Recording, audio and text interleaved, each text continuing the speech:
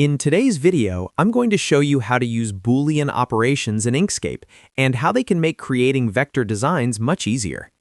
If we take a look inside the Path menu in Inkscape, you will see two sections of operations known as Boolean operations. Boolean operations work on multiple shapes or paths at a time, and they make life much easier when creating vector designs. They allow us to do things like combine shapes with other shapes, separate different parts of shapes, and cut shapes out of other shapes. However, it's not always clear exactly what each operation does, and with so many different ones to choose from, it can be difficult to decide which one to use in a given situation. So in this video, we'll go through them one by one so you understand what each Boolean operation does and when to use it. And if this video helps you out, make sure to hit the like button and subscribe to the channel for more Inkscape tutorials just like this. Let's start with the first operation called union. If you create two or more overlapping shapes and select them both, then go to Path and click Union, it turns the shapes into a single path by combining their nodes together. If the objects were different colors, the new path takes the color from what was originally the bottommost object. If you perform union on shapes that are not overlapping, it still turns them into a single object. You will notice a single bounding box around them. Instead of merging into one continuous shape, they remain separate subpaths inside the same object. This is somewhat similar to grouping, except all subpaths must share the same color information. A good example of using union is creating something like a cloud shape out of several overlapping circles or ellipses. Next, we have difference. If you select two overlapping shapes and go to Path and choose Difference, Inkscape will cut the top shape out of the bottom one. It also completely removes the top shape after the cut. This means if the shapes are not overlapping, the operation will simply delete the shape with the higher stacking order. A common practical example is creating shading. For example, you could duplicate a cloud shape, make the duplicate a darker gray for shading, then duplicate again and move the top copy slightly.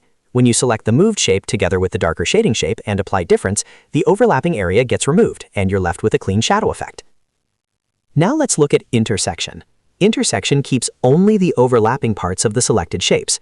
Everything else is removed. Just like with union, the resulting path takes the color from the bottommost object.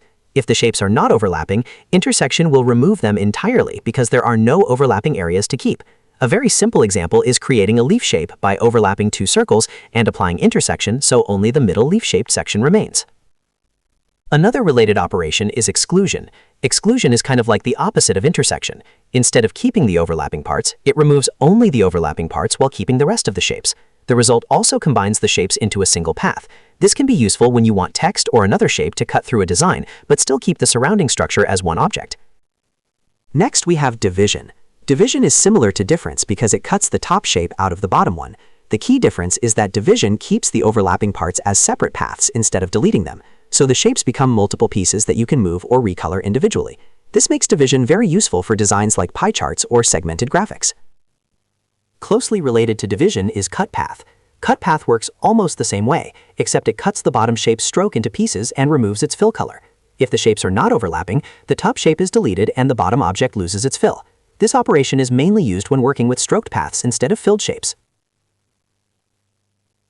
Now let's talk about combine. Combine also turns multiple objects into a single object, but unlike union, the objects remain as separate subpaths even if they overlap. You can still move those subpaths with the node tool. Combine is especially useful when working with lines. For example, if you have several line segments and apply union, they may disappear. But if you apply combine, the lines remain intact and become part of the same object. Next is break apart, which is essentially the opposite of combine. Break apart separates subpath into individual objects again. One thing to remember is that if a path has enclosed empty areas, break apart will fill those areas and create separate paths for them. This is sometimes useful when you want to rebuild or modify shapes that were previously combined.